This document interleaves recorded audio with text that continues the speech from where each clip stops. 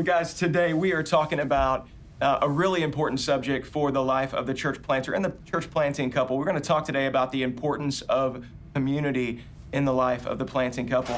Family, multiplication, restoration. I'm Dahadi Lewis. Join me, Noah Oldham and Hayden Ratner, as we come to you from Atlanta, St. Louis, and Las Vegas, as we seek to add value to your church planting journey. We'll have real-time, authentic conversations that are relevant to the life of the church planter and pastor. Join us as we hear from leaders of this movement from across North America and discover what it really takes to plant churches everywhere for everyone. Welcome to another episode of We Are Send Network podcast. My name is Noah Oldham, the lead pastor of August Gate in St. Louis, joined again with Dahadi Lewis, the lead pastor of Blueprint in Atlanta, Georgia, and Hayden Ratner, the senior pastor of Walk Church in Las Vegas, Nevada. Welcome, brothers. Good to see you. What's up, man? How you doing? I'm doing good. Here we go. Back at it. We Are Send Network. Man, another year, another chance for us to dive deeper into what God is doing all across our network to help planters level up, to go to the next place in the life of their plant. We want to add value.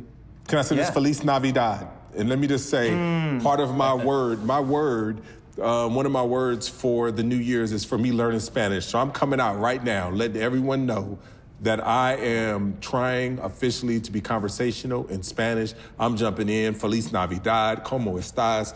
What's up, my good people? Oh, so he said that's good, but that's Merry Christmas. Feliz Navidad is Merry Christmas. Oh, Feliz Año. Feliz Año. You see, that's what I'm saying. I'm learning. But this is the reason. Guess what? This is the reason why the beginning of the year versus the end of the year. Feliz Año. That's right. Right? That's it. Feliz Año. Hey, I'm ready for it, Dahadi. I heard you say that by SBC this summer, you're going to be bringing a message in Spanish. I am. I'm praying for you, interceding on your behalf. That's a big accomplishment, man. I'm excited for that. I'm putting myself out there so that the people can know. So if you are listening to this podcast, We Are Send Network, I'm inviting you to accountability. Hold me accountable. Be with me. We're better together. Encourage your brother. Let's get it. Oh, it's so good. Amen. So good. Well, guys, today we are talking about a really important subject for the life of the church planter and the church planting couple. We're going to talk today about the importance of community in the life of the planting couple. Hayden, let's get started right here. Is community important for the life of the church planter and the church planting spouse? Yes. A big old yes. All caps, Y-E-S, or a big old C, Dahadi, right? Yes. Yes, it is. And here's why. Let me go ahead and start. This might sound obvious, but if it was important for Jesus, come on, it's got to be important for church planters all around the Send Network and everywhere. I find a Christ in the New Testament in all four Gospels. The first thing he does in his public ministry is start a small group, right? He calls disciples to walk with. And so these are regular, ordinary people. They're fishermen, they're zealots, they're tax collectors. It's a multicultural, multi-sinful group. And Jesus says, I want to jump right into it, and I want to model what I expect my disciples to do. And so, I think that it's essential for the church planter, the church planting spouse, church planting team members, pastors to engage in community. I once heard Dr. Dahadi Lewis himself say it like this. He said, we teach what we know, but we reproduce who we are. And so I've found that if I want to have community in our church and see other people connecting in community, engaging in groups, really going deeper in community, I need to ask, am I doing that first? I'm going to reproduce ultimately what I'm doing myself. And so, yes, it's big, important, but it's important that I'm engaging myself and I'm modeling it because I need it. And also I want to see others do it. So that's where I'm leaning in right today. So it's absolutely essential for the life of the planter and the planting couple for all kinds of reasons we're going to get into. But you just mentioned you're only going to reproduce who you are, what you're living out. And so I'd love for each of us to share what are the models of community that you're living in right now that maybe exist in your church, outside of your church. Dahadi, let's start with you, man. Where are you finding community these days?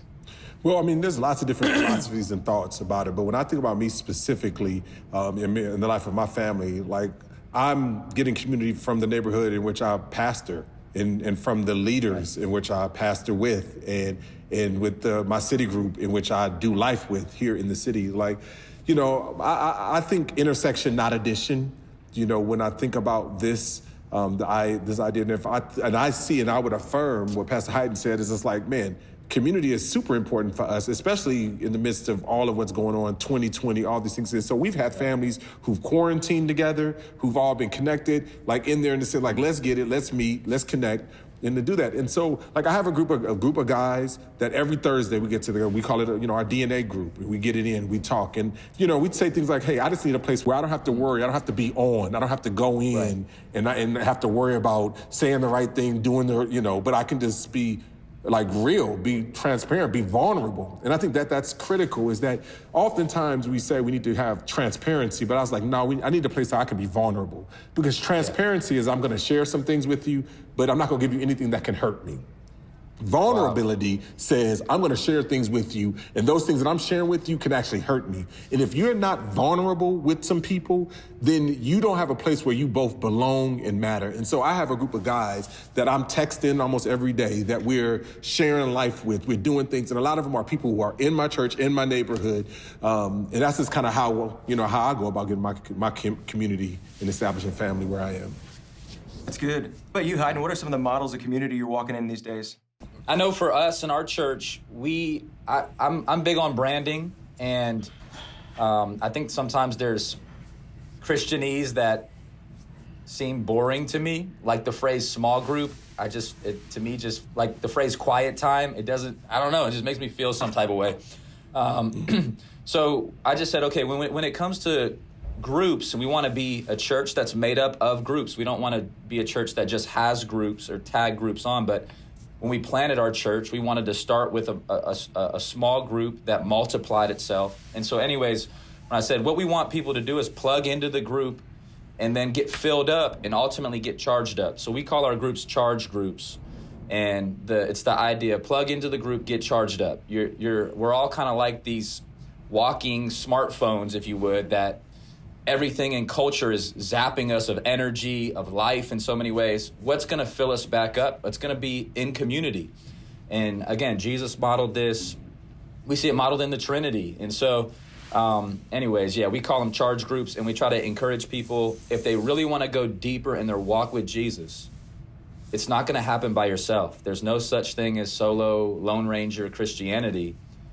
You got to get plugged in if you want to get charged up. And so, charge groups are happening in our church. We do them on semester basis. So we're getting ready to start our next winter semester of charge group that's going to lead up to the spring. We usually go 12 weeks on, 4 weeks off, 12 weeks on, 4 weeks off. So we'll take off a little bit in the summer, then jump back in, and then we'll also take off around Christmas time. And the reason behind the start and stops are because we really have found value in on-ramps to groups and off-ramps. So we found that sometimes people feel like it's overwhelming to have to commit. Like, am I going to have to go to this group for the rest of my life? Is there ever going to be a healthy moment to say, okay, I might try a different group, or maybe I might want to facilitate my own group? And so, we go for a season. We take a quick break. We let the facilitators just kind of take a breath and really identify if they want to lead another group, and then we just go right back into it. So that's kind of how it works for us at Walk Church. We have a small group model, but we call them charge groups, and those are typically from 3 to 12. We like to. Hayden, you and your wife, are you guys a part of those charge groups? Mm-hmm. Well, since we've started, we've always facilitated a group. We feel like we have that on us. We could be a part of one, but we just felt like, you know what, we want to facilitate a group. And we have like a free market vibe to our groups where there's all types. So a lady came up this past Sunday and said, I want to lead a crafting group where I want to get older ladies in our church. We're going to craft and knit stuff and make stuff, and then we're going to talk about the word. Another girl came up this past week because we tried to pitch freedom, and she said, I want to do a cookie exchange group. Our group has been typically more for new people to our church. New people are coming, multicultural / co-ed. Our house is open. We are a kid-friendly group. Just know there's going to be a lot of noise. It's going to be crazy, but we're still going to get it in. That's how our group has existed. in this season, which something that's been unique is we've moved our group online. So it's been a Zoom group, but it's still existed, and we're still leaning in on the Zoom as best we can as well. So that's how it's operated for us. Good. And in 11 years of church planting, we've had so many different models of groups in our church. We've had, we called them gospel communities for a while because they weren't really small groups. They were 30 people, and so we couldn't call them that. It felt disingenuous.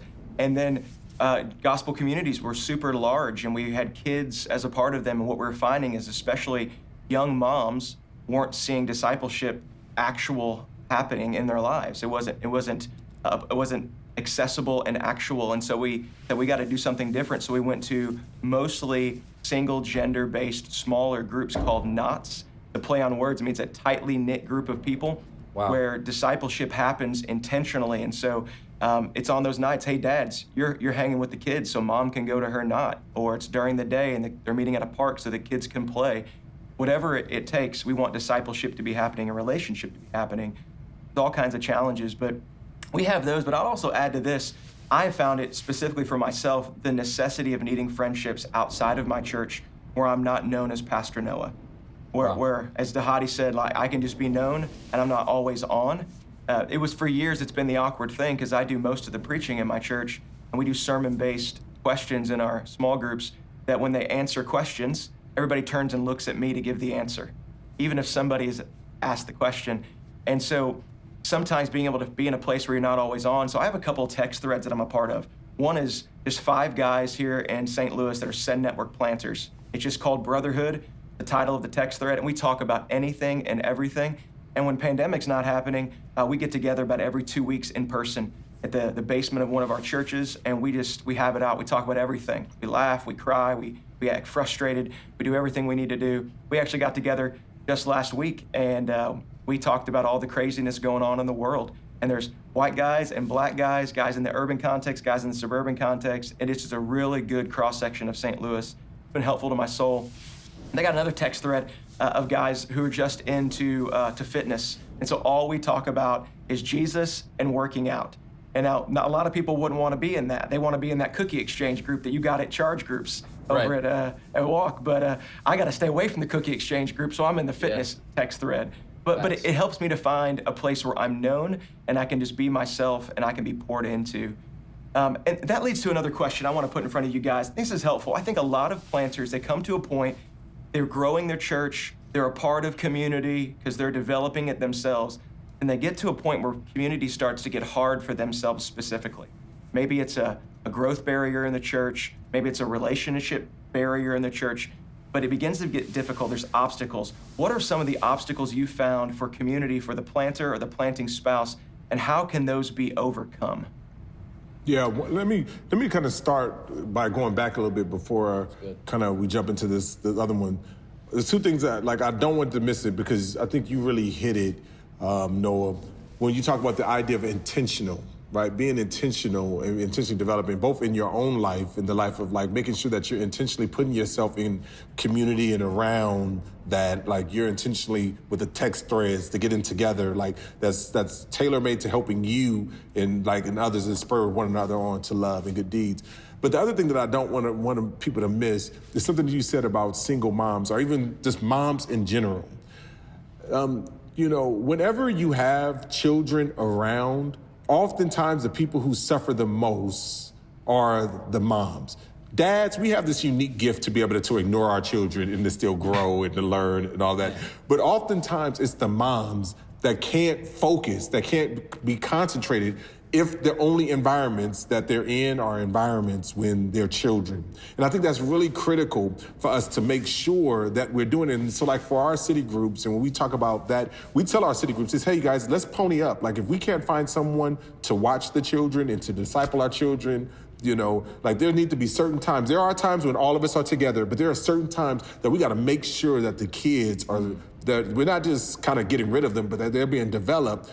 Because if they're just, giving them busy work, the moms are still thinking about them. But if moms know that their kids are growing and they're loving it, then that gives them the ability to be connected. So when we're talking about, whether it's the planter are their spouses and their wives. It's really important that we are very intentional about creating environments for everybody so that they can be present. So I just really wanted to kind of speak into that, because I think that I've seen it this year over the years. So I went on so long, I forgot what the next question was, but yeah. You segued right into it, man. We're talking about challenges. Like, what are some of the challenges that planters and planter spouses find when it comes to engaging in community, and how do we help them overcome that?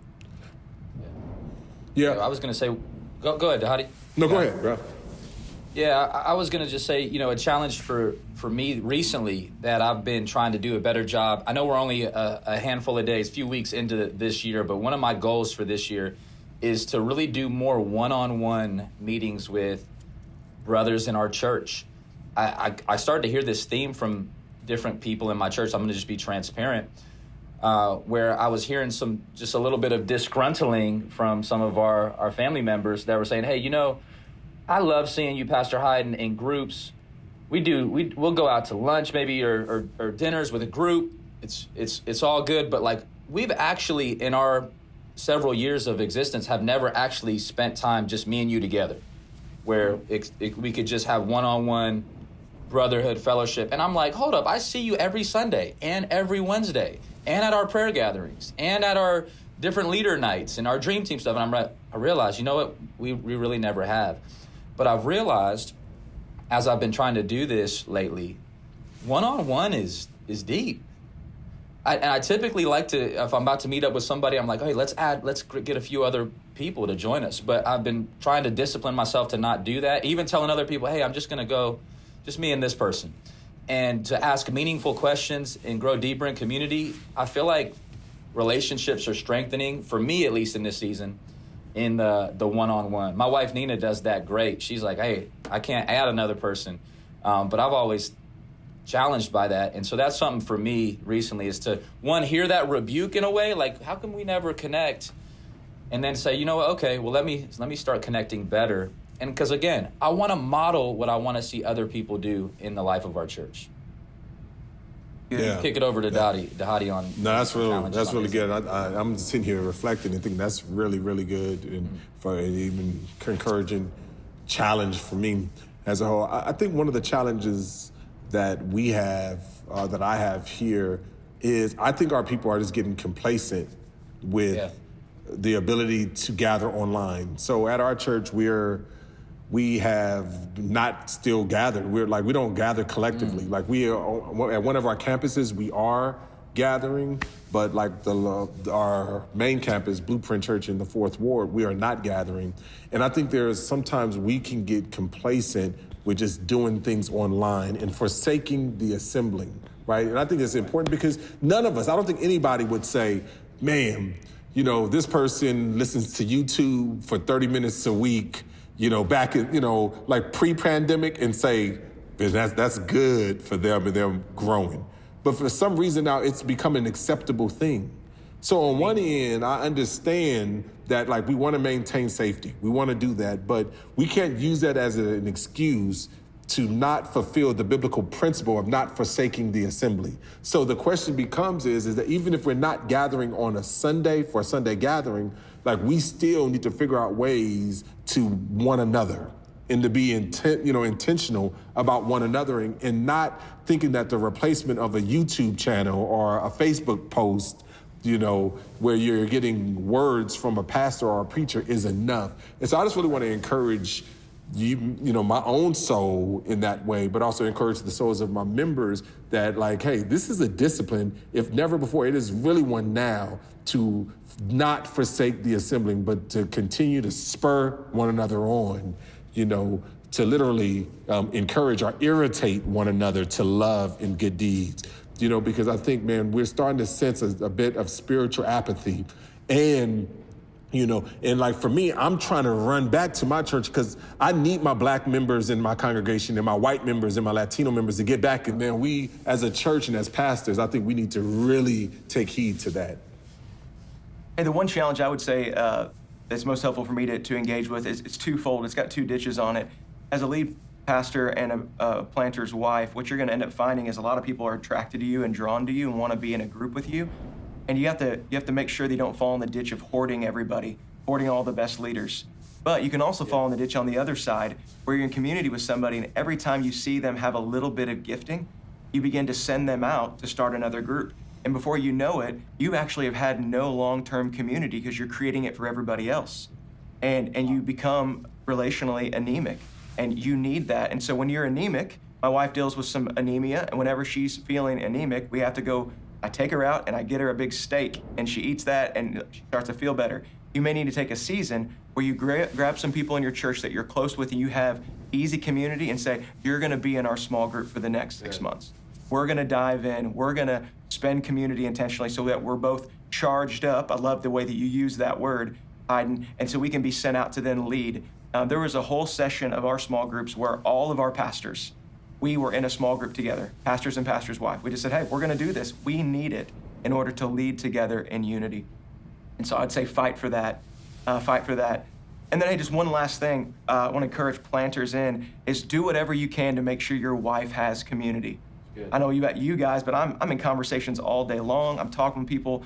A lot of times our wives are either working outside of the home or they're working inside of the home, and they're not around relationship all day long. We come home, we're relationshiped out, and they need it. And so fight for your wife to have a movie night with some friends, to go out and have coffee, to spend some time on a back porch if you're social distancing, to have some of that time. Fight for it for your wife so that she can be healthy. Hey, any last things you guys would like to add before we close up here, talking about the importance of community? I would just add, as we close, is this reminder that you as the church planter / church planter spouse, the lead team members, that, and this is a reminder that I need to preach to my heart often, is that you reserve the right to be a part of your community. Like, I know for me, I'm not just the lead planter of Walk Church, I'm also a member of Walk Church. I tithe, I give, I'm in this thing. I reserve the right to be prayed for too, right? I reserve the right to confess and to be able to struggle and to be able to get a call of encouragement. And so I again, if I'm isolating myself, like it says in Proverbs 18, it says the person who isolates themselves seeks their own desire. It's a selfish desire to isolate. Then I'm going to model this thing that I'm separate or I'm detached from the community. But more and more, I'll find myself in groups and I'll just confess something, share something. And people are like, did the pastor just say that? Yeah, I'm a part of this group. I expect you guys to look at me and say, man, we're gonna pray for you and walk with you and encourage you. And then what I found is more people are then saying, okay, I can be real in this space. And so, church planter, you can be real in whatever context you're in. And it might feel uncomfortable, it might feel raw, it might feel like, whoa, was that too much? Sometimes too much is a good place to lead people into, to develop a culture where transparency exists. So that's a final thought from my end. We'd love to hear a final thought from you guys. Yeah, I would just kind of add and take what you said and kind of put some categories on it. Yes, sir. You know, what you just said anecdotally, and what I think is 100% true. Pastors, planting couples, you know, what we're saying to you is, one, you got to make sure that you are finding and creating environments that you are being pastored. You got to make sure you're finding and creating spaces where you're pastoring your leaders. Yeah. You got to find and create spaces where you're pastoring your people, and you got to find and create spaces where people are pastoring one another. They're caring. And I just think that it is really important as you think about your community, you're thinking about it holistically and making sure that no one is going overlooked. That's good. Hey, I've heard it said this way: you don't find community by looking for it, you find it by building it. So planters, planting couples, get out there, build that community, reproduce who you are, and we're gonna see healthy multiplying churches all across North America, everywhere for everyone. Hey, thank you for joining us for another episode of the We Are Send Network podcast.